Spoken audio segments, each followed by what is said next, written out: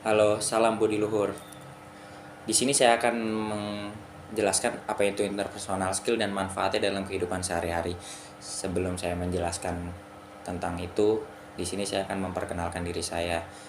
Nama saya Bian Listrianto, saya kelahiran 27 Juli 2002.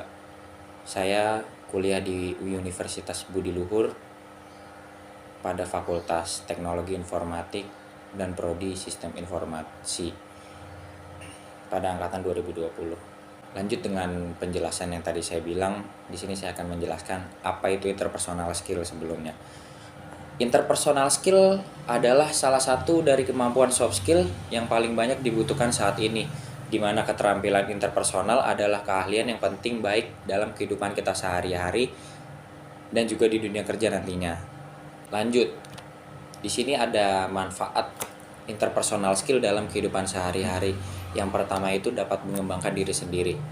Salah satu kemampuan interpersonal adalah menerima kritikan dari orang lain. Well, sebagian besar orang pasti merasa sulit ketika mereka mendapatkan kritik dari orang lain. Parahnya juga ada orang-orang yang justru merasa kesal ketika mendapat kritikan. Padahal nih, kritikan adalah suatu hal yang dapat membangun diri kita menjadi yang lebih baik. Nah, jadi manfaatnya itu kita harus menerima kritikan dari orang-orang lain, malah bukannya kesal kepada orang yang mengkritik kita tersebut. Yang kedua itu membuka kesempatan. Membuka kesempatan itu meluangkan waktu untuk orang-orang sekitar kita itu curhat kepada kita tentang pekerjaan, tentang hidup mereka, dan sebagainya. Yang ketiga, membantu memperbanyak koneksi pertemananmu.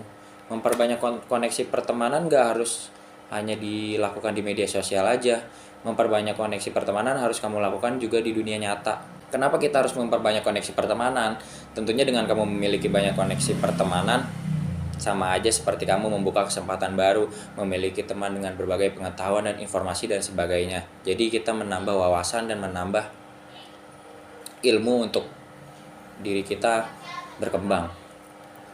Yang keempat itu memberikan pembelajaran agar bisa berempati. Nah, empati ini penting dalam kehidupan kita. Salah satu kemampuan dari interpersonal skill adalah kemampuan mendengarkan orang dengan baik. Mendengarkan merupakan aktivitas yang mungkin untuk sebagian besar orang anggap mudah dan sepele. Namun pada kenyataannya mendengarkan merupakan suatu hal yang cukup sulit loh. Bahkan ada orang-orang yang sama sekali nggak bisa mendengarkan pembicaraan orang lain. Dari contoh untuk mendengar pembicaraan orang lain itu sangat susah, teman-teman. Jadi tolong hargai kalau ada orang-orang yang cerita kepada kalian. Yang kelima itu mempermudah pekerjaanmu. Pasti kamu akan membutuhkan apa yang dinamakan kemampuan interpersonal skill. Pada saat ini kalau saya lagi iseng, saya itu mencari-cari pekerjaan tentang lulusan saya nantinya di aplikasi Jobstreet tersebut. Mau bagaimanapun pekerjaanmu, kamu harus memiliki kemampuan interpersonal agar kamu bisa menerima kritik, mau mengembangkan dirimu sendiri, mampu berkomunikasi dengan orang banyak, mampu membujuk orang lain agar mau mengerjakan sesuatu sesuai dengan keinginan dia dan sebagainya. Lalu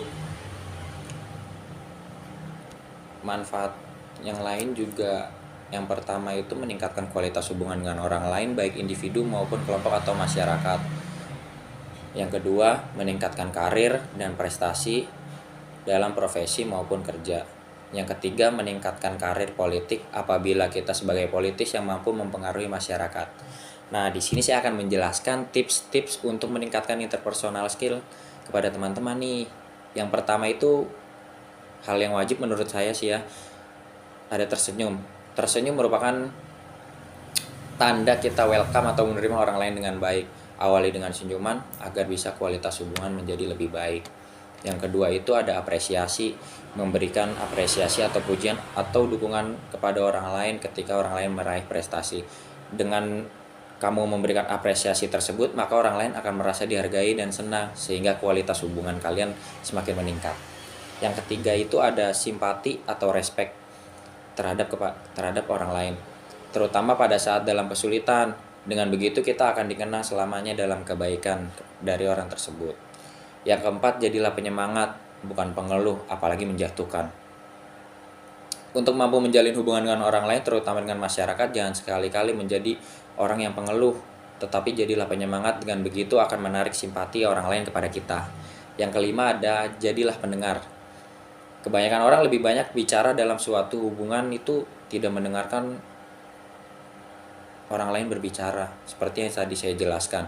Dan akhirnya orang lain merasa bosan untuk berkomunikasi dengan kita. Jikalau kita mendengarkan orang lain itu bercerita, curhat dengan baik, kita juga mengasih solusi, itu akan menambah kualitas hubungan kita dengan orang lain itu menjadi lebih baik. Sekian penjelasan dari saya, kurang lebihnya mohon maaf. Saya Bian Lisrianto, salam budi luhur.